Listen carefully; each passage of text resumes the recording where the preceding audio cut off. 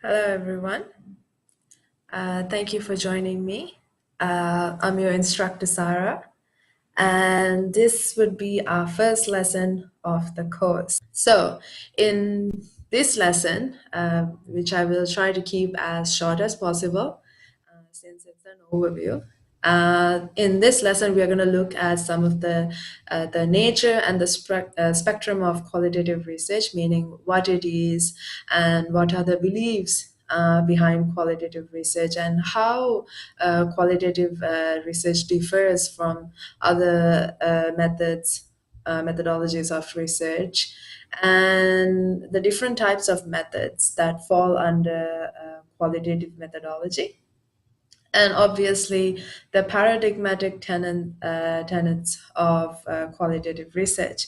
I will also briefly explain what a paradigm is and why it is important for us to incorporate and also know what our beliefs are before moving on to developing research.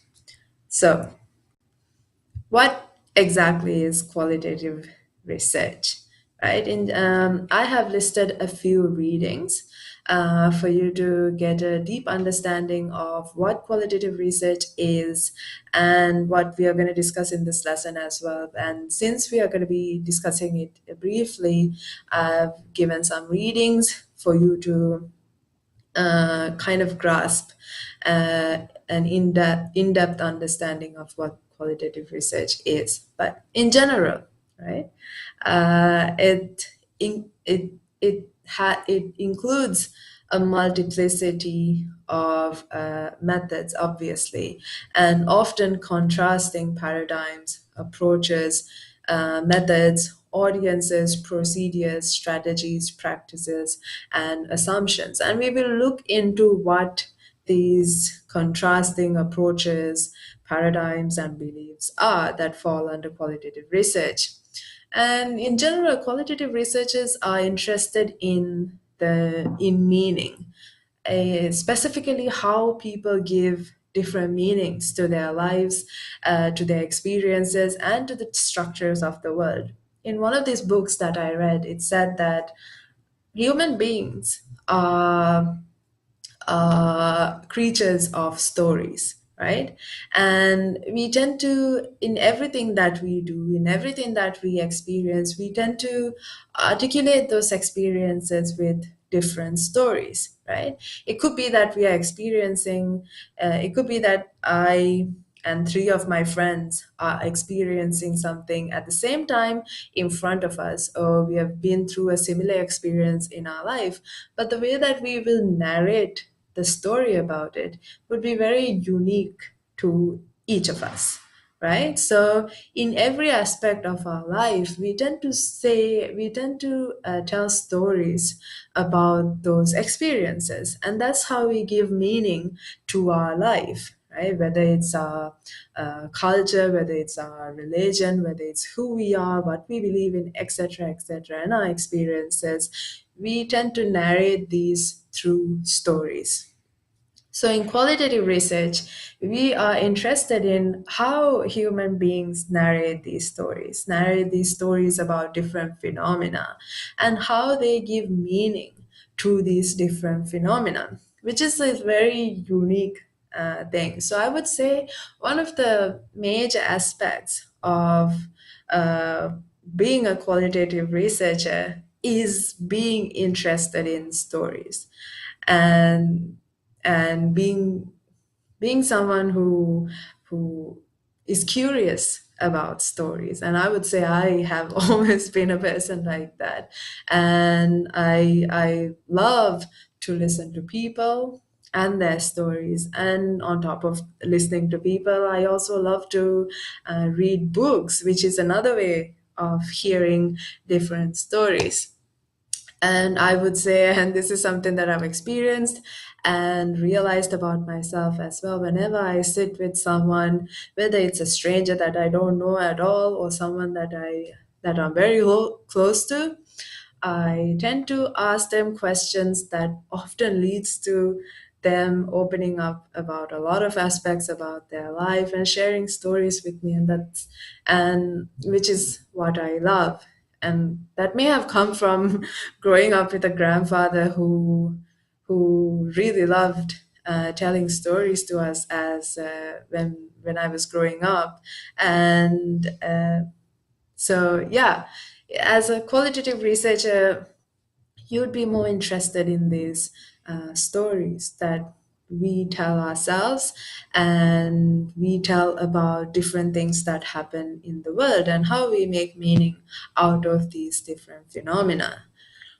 And one cannot understand human behavior without understanding the framework within which the subjects interpret their thoughts, feelings, and actions, meaning that when there is a phenomena happening, as I said before, me and three of my friends could be sitting here with me, and we could be experiencing something right in front of us. But the way that we would interpret this phenomena that is happening in front of us would be very unique to us, because we have different experiences, we come from different backgrounds, we come from different cultures, religions, and traditions and beliefs. And because of what we have learned in our life, it kind of influences how we see things and what we see, right? So it's the way that someone would feel, uh, someone would think, and their behavior would be very much influenced by these different frameworks. And researchers need to understand the framework. Yes, that's why in qualitative research, context is very important.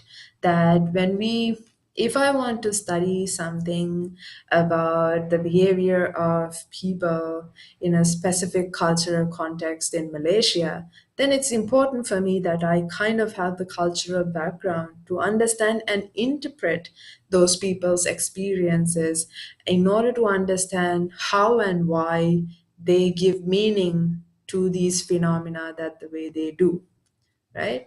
But in general, I would say qualitative researchers are interested in stories and how people give meaning and interpret different phenomena in this world. And it's important to pay particular attention to context. The way interpretation is grounded in context. As I said, based on each person's beliefs, structures, cultures, traditions, and experiences, the way that they interpret things would be different. So it's important to understand context. And and in terms of objectivity, um,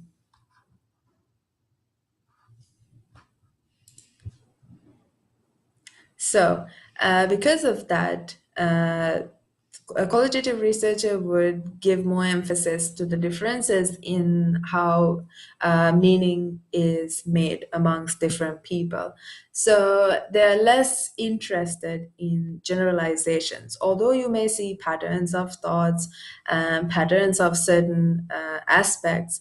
There is no such thing as, oh, we see these patterns in this specific context, and because of that, it can be generalized to population across the world, right? Because population across the world exist in different contexts. So unlike quantitative research, which is predominantly based on this idea of universalism, and that knowledge produced with quantitative research is applicable to populations across cultures and people.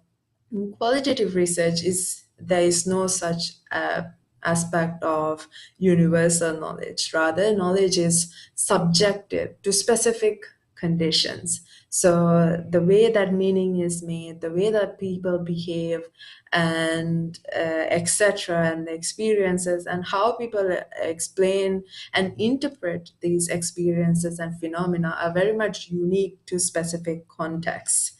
And so there is no advocacy for universal knowledge in qualitative research. And the field study research, which involves the researcher going into the field, explore gives an opportunity for the researcher to to deeply explore what is happening on the ground, right? So, qualitative research often requires exploring a central phenomena, and the central phenomena could be many things and anything, actually, right? It could be that you want to study the way that the phenomena of near death, sorry, not near life, near death experiences, or you want to understand the way that certain beliefs and traditions exist in specific cultures. Or it could be many things, right? Or it could be how certain or how identity, right? How we give meaning to our identity and why we give meaning to our identity that way, right? There's many interesting topics uh, and experiences that you can explore with the qualitative research, but often it would have a central phenomena, something that is happening that you want to explore, right? And instead of like very narrow questions like, or rate from 1 to 5 how you feel about a Starbucks coffee, you would have more open and broad general questions where you would want, because the objective is to enable someone to tell their story, and for for you as a researcher to understand how people give meaning to the different experiences of their life. By experience I mean different phenomena, right? So questions have to be rather broad and general. It doesn't, by general, I mean general to the phenomena, to the specific phenomena. So it has to be open and flexible in a way where, as I said, someone can open up and tell their story, and it has to involve the views of the participant. And I'll tell you why this is, because based on the paradigmatic beliefs of qualitative research. But it has to be a platform, the method has to be a platform where the participants views can be openly shared. And uh, it also qualitative research also includes exploring issues leading to description of themes, and this is where aspects of reflexivity comes in, because one of the major points of qualitative research, which one of the things that qualitative researchers acknowledge is that, as opposed to quantitative research, is that knowledge is subjective, right?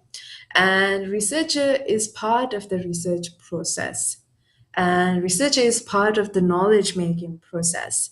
And the researcher is actively involved in the process, and because of that the researcher's beliefs also gets entangled in the process of knowledge creation. Whereas in quantitative research they say no, you have to avoid bias, you have to remove the researcher out of the research process, of the interpretations and of the knowledge making process.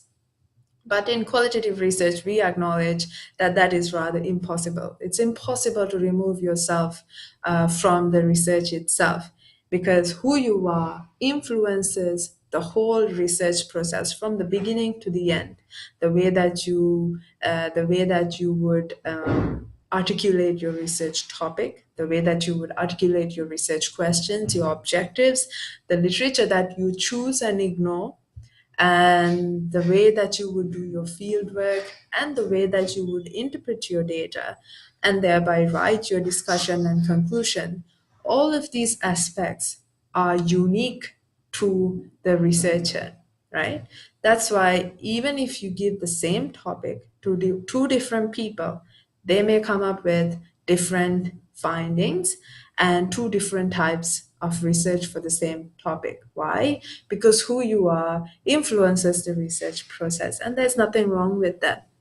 But it's important to actively realize or question how who you are influences the research process at its different stages, right? And this is important, and I will also explain why this is important in our next lesson.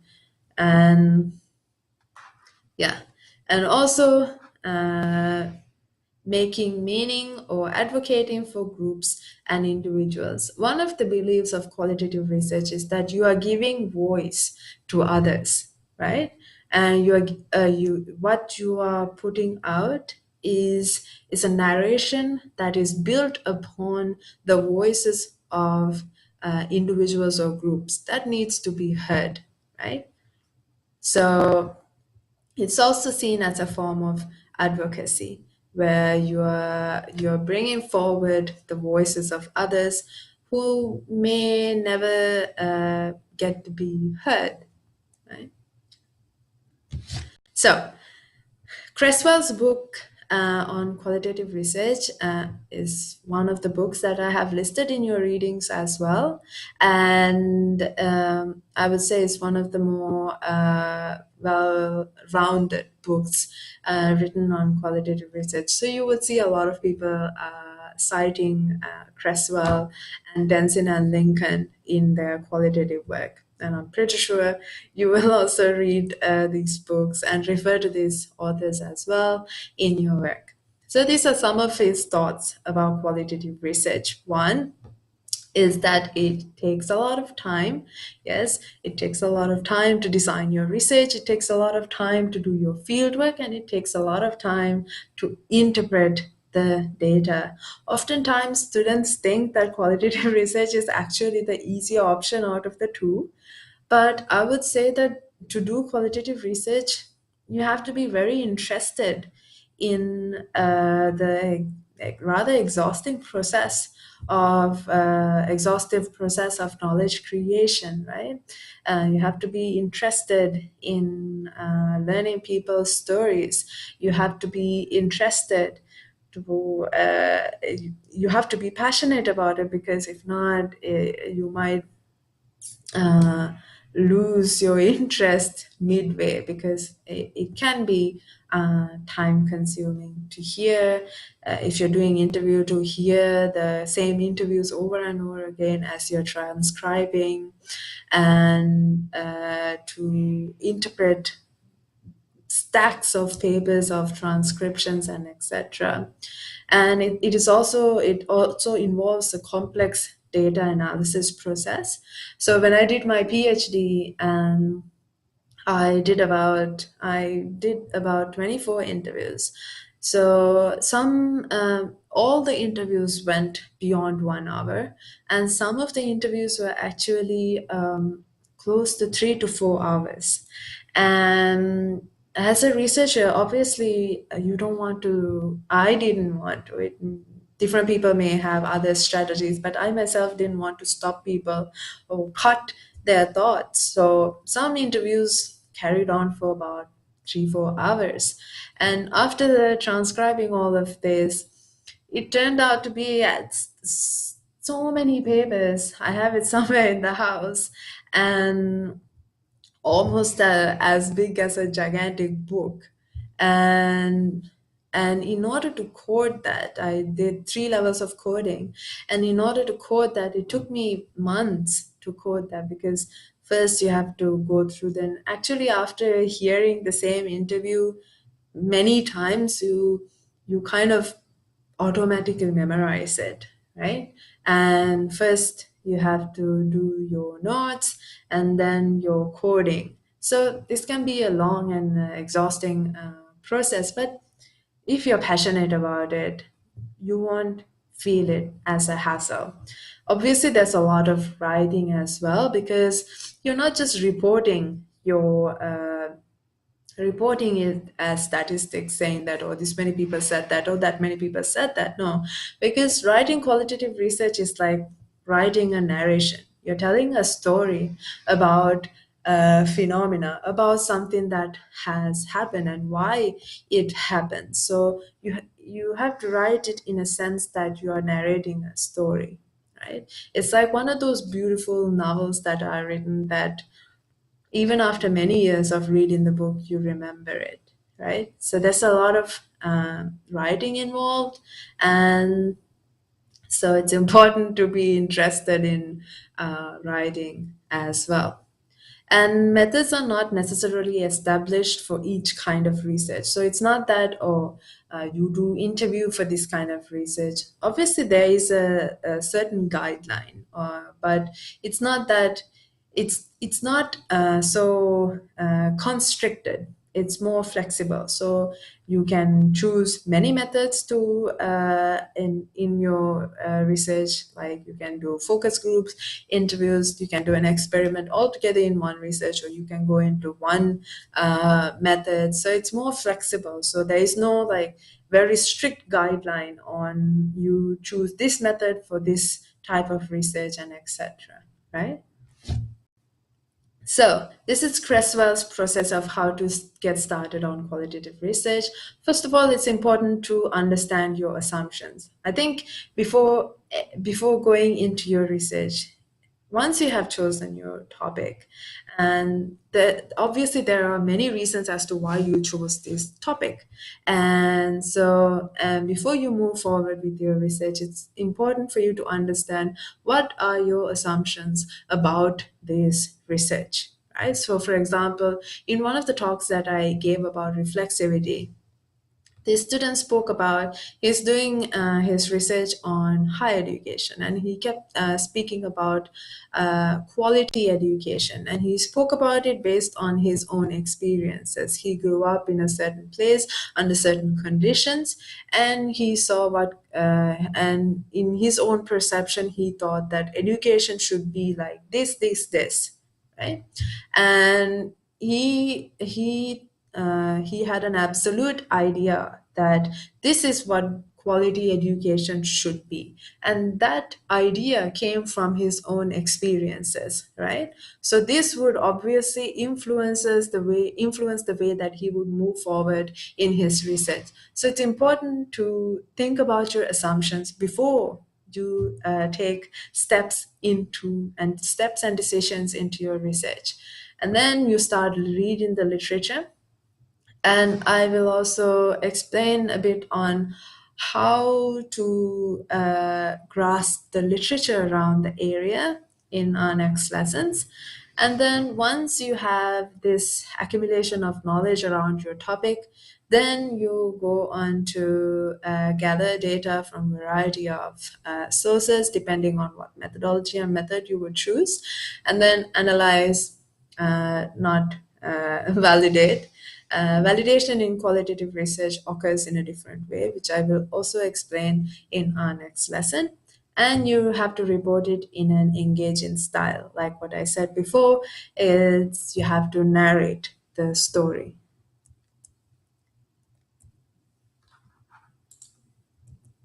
Right? So when it comes to qualitative research has moved through several moments throughout time. I would say primarily scientific research was conducted via quantitative research, and to date, quantitative research methodology remains one of the predominant methodologies in research, whereas qualitative research is slowly gaining its momentum, right? So, uh, in order for you to, if you're interested in learning more about each of these stages, I have listed out the sources here. You can actually go. But the reason why I wanted to present this here is to kind of show you how qualitative research has progressed.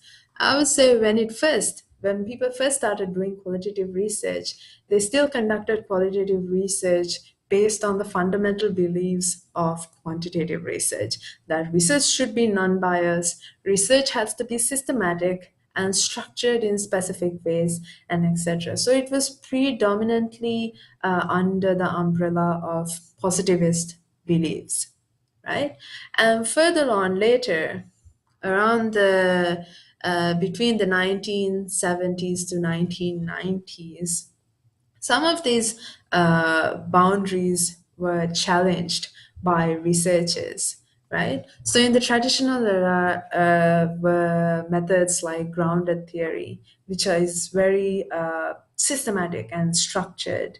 And so towards the mid, when people started challenging these positivist beliefs, and so it was somewhat in between, between positivist traditions and interpretivist traditions, right? Some of the positivist beliefs were passed down, but since researchers were primarily trained within quantitative research and positivist beliefs, they found it hard to step out of those roots, you could say, right? And so, although they challenged certain aspects of quantitative research, they still continued qualitative research with certain beliefs of objectivity, universalism, and where the researchers should stay away from the research in order to avoid bias and etc.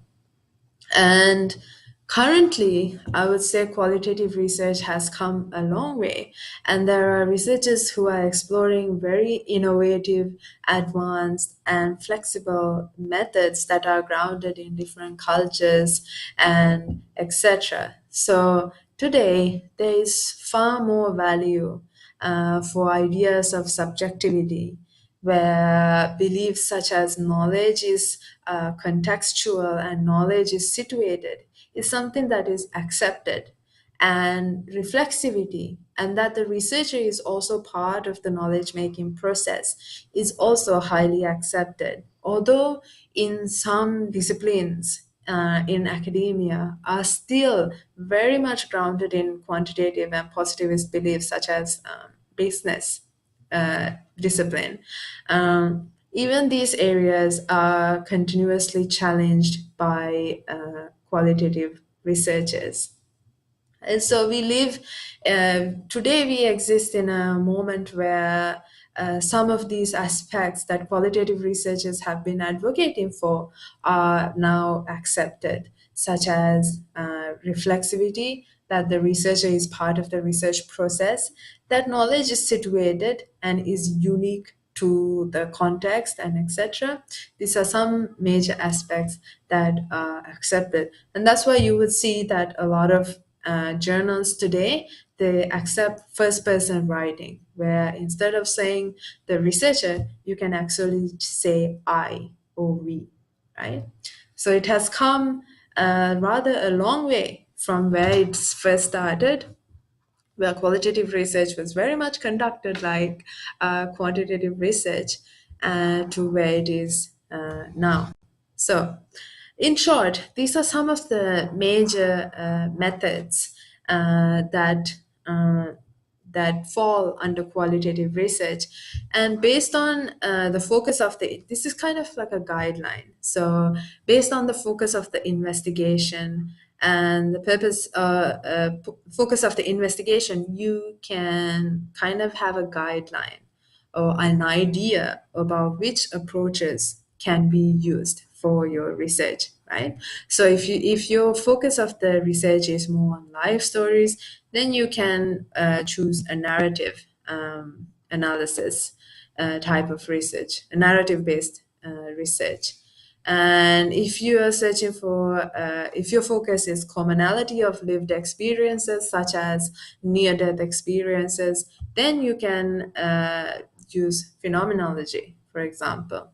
If you are interested in studying certain cultures, then traditionally ethnography is one of the methods that has been predominantly used to study cultures.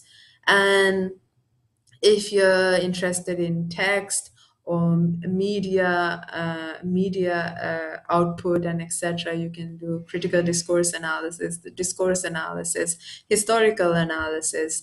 And if you're looking at specific experience in a very specific context, then you can go for case study design and etc., right? So this is a rather a guideline on based on the focus of the investigation, and also, uh,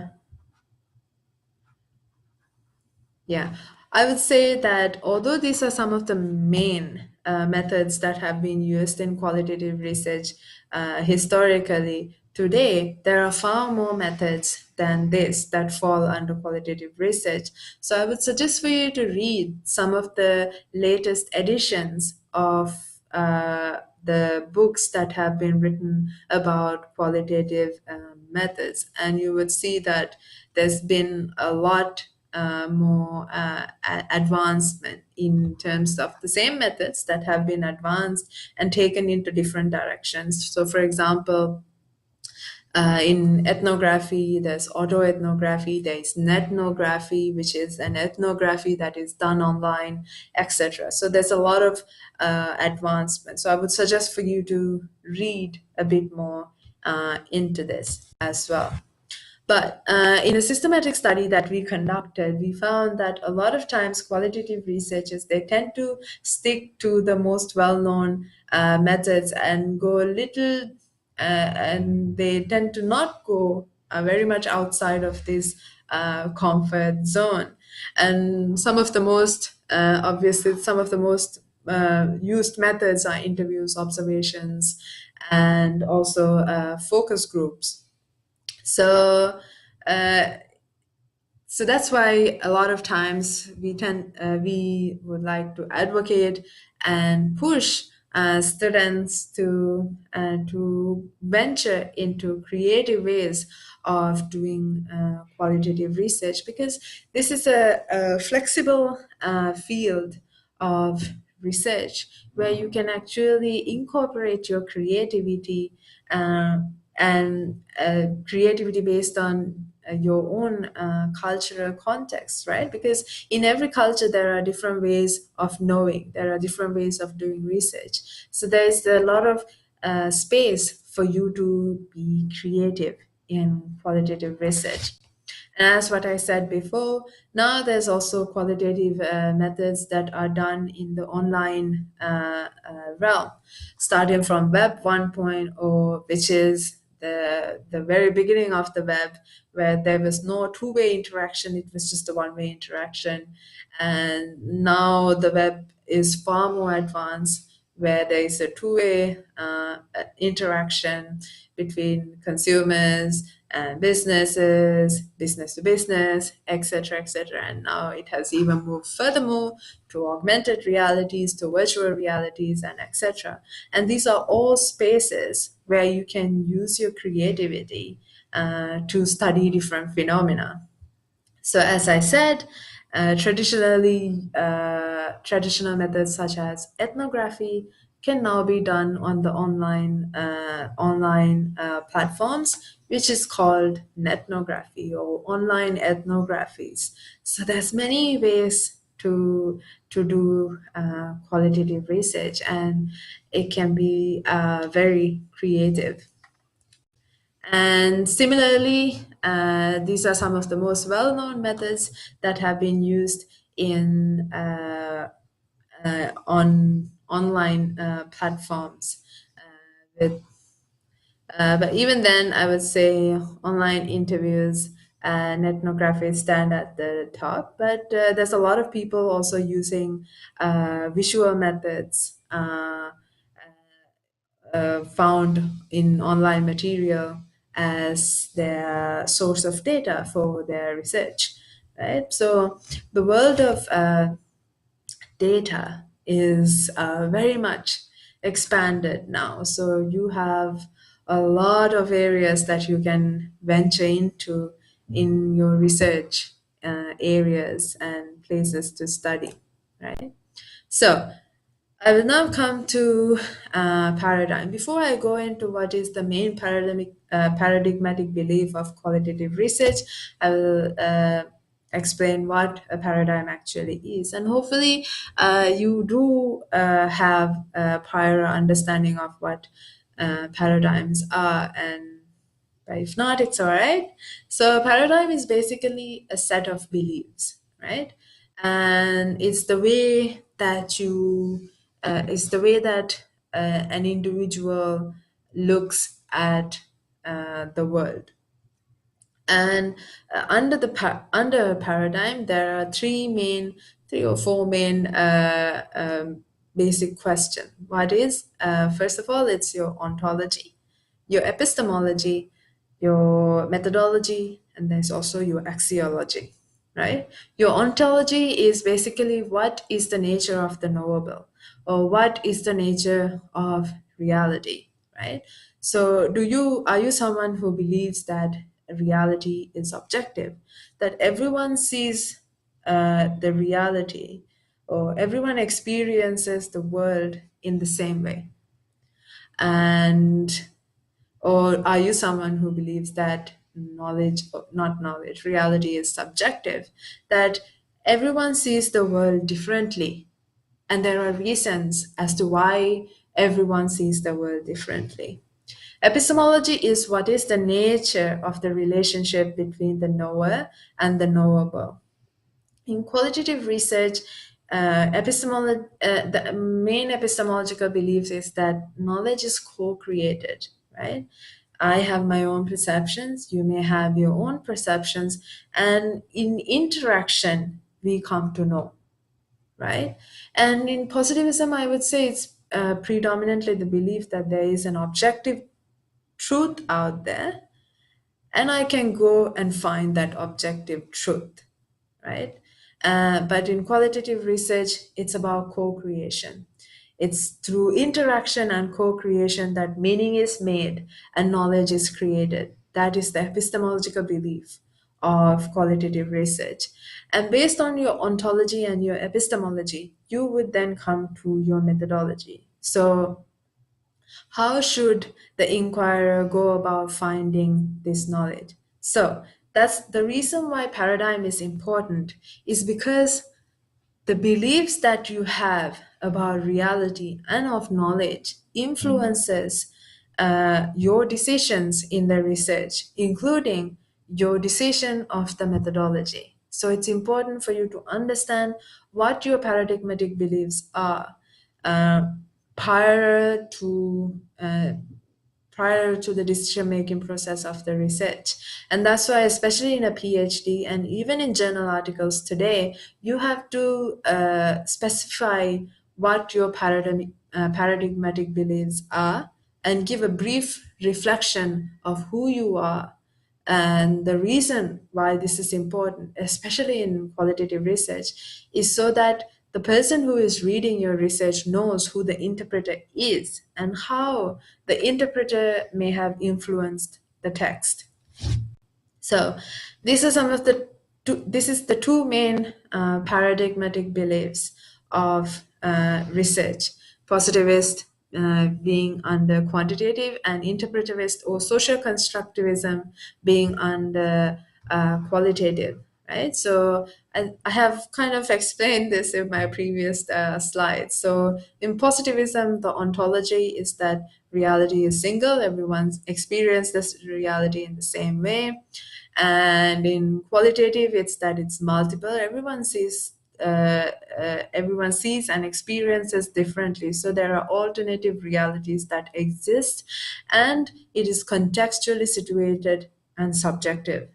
Epistemologically, positivism is that the relationship between the researcher and subject is objective and value free. The researcher does not involve the research process, and the researcher is a detached observer of the truth. So I am the researcher, there is the truth, and I can observe this truth without influencing it or without getting influenced in any way. right? And the research does not influence the findings of the research. So the researcher is completely detached from the research. That's the positivist paradigm.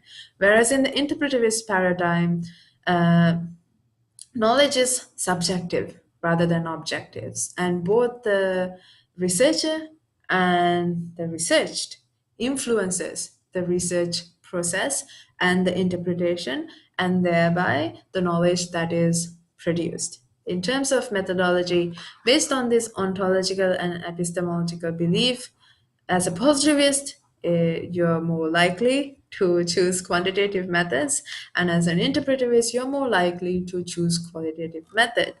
And in terms of axiology, which is what type of knowledge is valued, positivist or quantitative researchers value universal knowledge, which is knowledge that is applicable across time, across context, across populations and cultures and etc.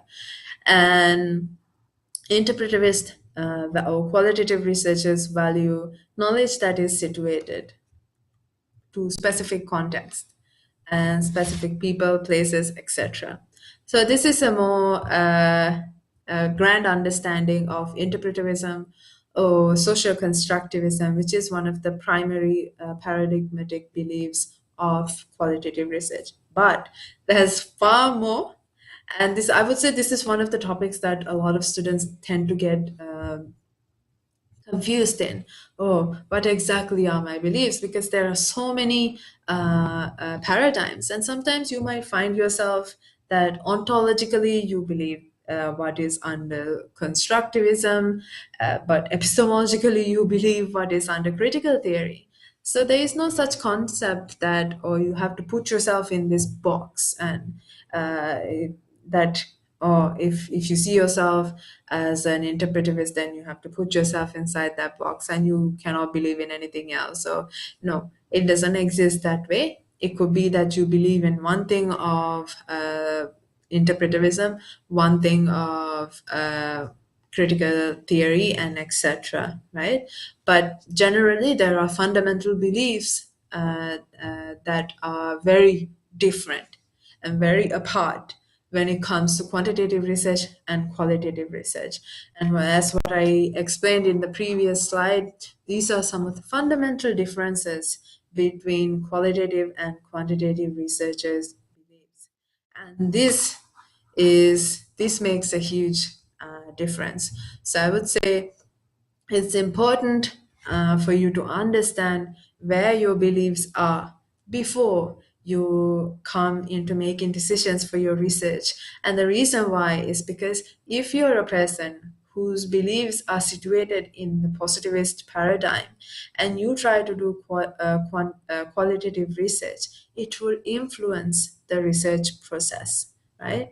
And if you are someone who believes that there is this truth out there, and then you have to be very mindful of what you think is the truth, because what you think is the truth would influence how you interpret your data, how you make decisions for your research, and how you write your research, right?